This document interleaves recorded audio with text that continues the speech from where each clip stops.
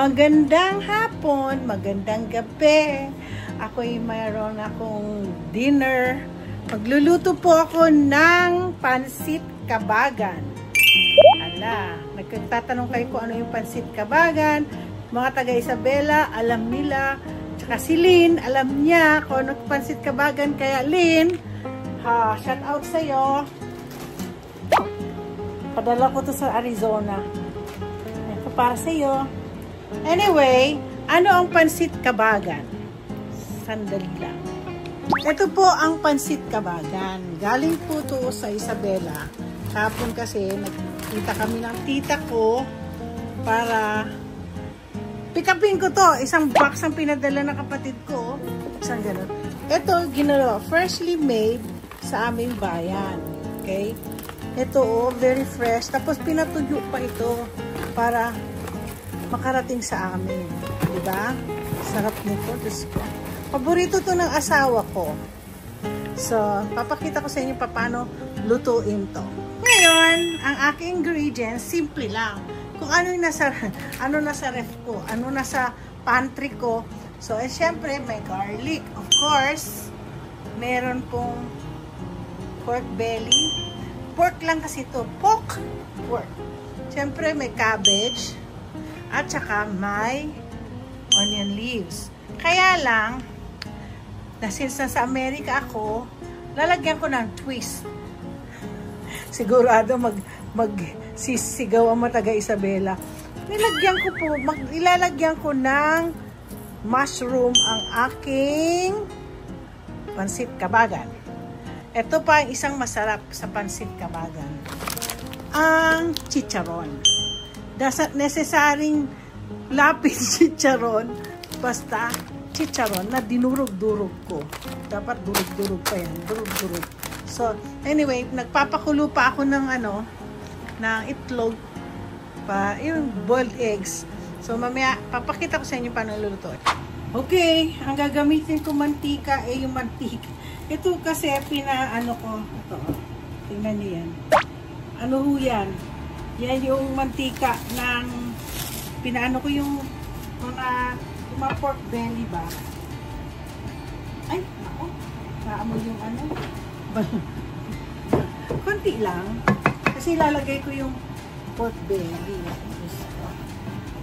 Ay. So, mainit na. Mainit na siya. Okay? So, gigisa lang. Simple lang po ang pagluluto dito. Ay! Yung aking kandila. Hindi, okay. Siguro mabango naman itong pansit kabagan. So, ayan po. Ay! Ito pala pinag-anoan ko ng laman loob. Pero okay lang. Masarap ang amoy. Ay! Amoy laman loob. Pero masarap naman yung laman loob. Diba yung chicharong bulaklak? Yung ginamit ko sa sa dinuguan. Sarap. Sarap na amoy. So, medyo pa siya. Okay. Ngayon, gagawin natin ito. Alam niyo po, ang pagluluto ng pansit kabagan, pareho din po siya ng pagluluto ng ordinary na pansit. Okay? The only thing kasi, kapag niluto mo na yung mismong noodles. Kasi kung sa Bicol, meron silang tinatawag na pansit bato. Kami naman, pansit kabagan. Ganun po yun. Kaya, medyo papaanunin ko muna to, pamantikain ko. No? Yan. Ang pansit kabagan, paborito ko to, bata pa ako. Tuwing pupunta po kami sa bayan ng Kabagan, taga doon kasi po ang lola ko. Malapit po sa simbahan ng bahay nila. Tapos every time pupunta kami, iba dinadalaw namin kasi yung lola ng mami ko, si Lola Ato. Ilang taon kaya namatay si Lola Ato? Siguro mga almost 99 years old din yata. Mahaba buhay ng mga ng mga lola namin eh. So, may pupunta po ako doon, 5 years old.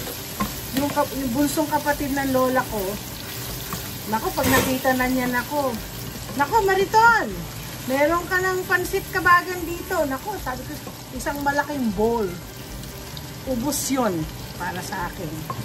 Okay? Yeah, paborito ko talaga. My mom makes a very good pansit kabagan.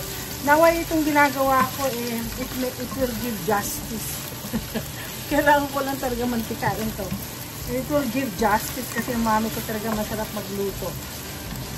At besides, yung asawa kong puti, he likes this kind of noodle. Mapili ang asawa ko pagdating sa sa mga luto-luto.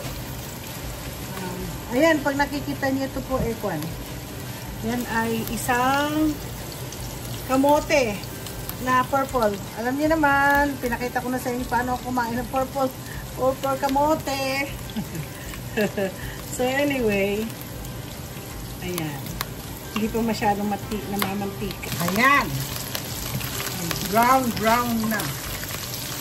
Tapos, simple lang ang pansit ko. Kaya lang dito, lalagay po ako ng wala ito. Kasi sa amin sa probinsya, sa Pilipinas, wala naman masyadong mushroom. Meron ba? Bihira. So, bakit ng nagtalsik sa aking lagyan ko na siya palulutuin ko ng gusto. Pag lutong-luto na yung mushroom mo, simple, cabbage. Ayan. Cabbage.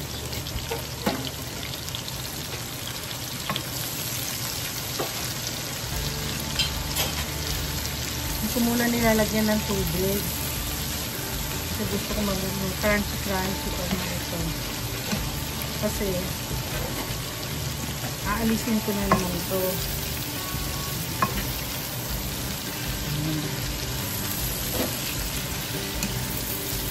Ngayon, hindi po ako nagtotoyo.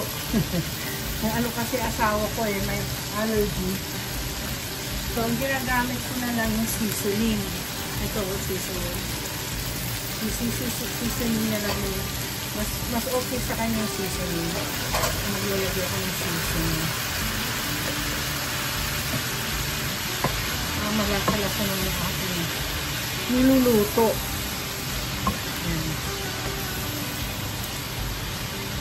Actually yung cabbage, kahit raw, nakakain mo, gawin mo siyang salad. Diba, mga coleslaw, gano'n. Kaya lang, ito, kaya nga pag nagluluto ako ng cabbage, ayoko siya i-overcook. Ayan. So, after that, akin na yung ililipat ko siya. Mamaya pa yung chicharon. Actually, may chicharon, gusto ko na rin iluto, pero dapat garnish. Ang garnish yung yan. So, ngayon, ko muna siya. Ililipat ko siya. Ililipat ko ito. Ito. Wala akong malaki-laking Hindi meron ako sa akin. Hindi ito. Nagtatago si Luchi. Luchi, ba't nagtatago ka?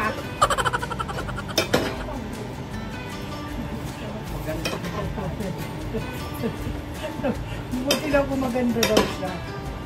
Malay mo, may makakita sa yung subscriber. Dalaga pa po si Luchi. Kaya lang kung gusto niyo si Luchi, meron na kayo anak, instant na anak. Diba, very smart si Gab. Okay, ngayon, lalagyan ko ito ng tubig. Lalagyan ko siya ng tubig. So, halos 4 cups Dami, no? Halos puno. Halos puno yung nilagay ko.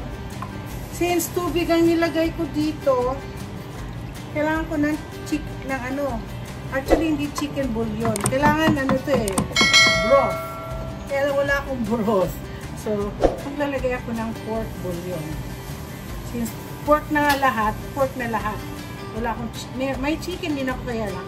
Ayoko pork na lang. So, hayaan ko siyang kumulo. Tapos ilalagay ko na ang pansit. Yan po. Kumukulo na.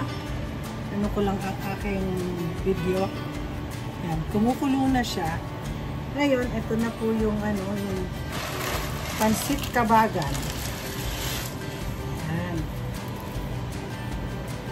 So, dapat po maraming tubig. Talagang siya. Masabaw. Pagkukuluan naman natin uli hanggang sa, kasi tutuyo po itong tubig na yan. So, nakita niyo na, ganito, malambot na. Ngayon ilalagay ko yung mga pansit. Pagsama-sama, malambot na siya. Oh. Ganyan po yan. Talagang kailangan masabaw. Kasi mamaya, tutuyo ko. Ayan, masabaw. Ayan. So, ito po, luto na. Lalagay ko na lang siya. At gagarnisan ko yan ng chicharon. Sarap po. A few moments later. Okay, tapos ng pagluluto. Ito na ang final verdict. Sandali lang. Ito na ang final verdict. Ayan na po ang pansit kabagan. Yan, pansit kabagan po yan. Ngayon, vlog ko din yung aking purple kamote. Bumili din ako. Tapos sa Wii, alam niyo yung online na pinakita ko na sa inyo last time na ako. Meron silang mangustin. Tapos meron silang rambutan. Yan rambutan. Makikita kayo yung rambutan. Yan, rambutan. Tapos bumili na rin ako ng cherries. Yan po ang aking prutas. Puro prutas ang kakainin ko. Meron din akong biniling melon. Korean melon. So, yun nga po. Ngayong araw na to, ang dami ko kakain prutas at kakain na po ako ng pansit kabagan. Okay na? Babush! Okay guys, time to eat. Thank you kay Tita Chabeng for bringing the pansit kabagan. It's really good. Napadaming kalamansi. Sarap. Parang nito, parang ganun din sa pansit ba to? Marami pa akong pansit ba ito na galing dito.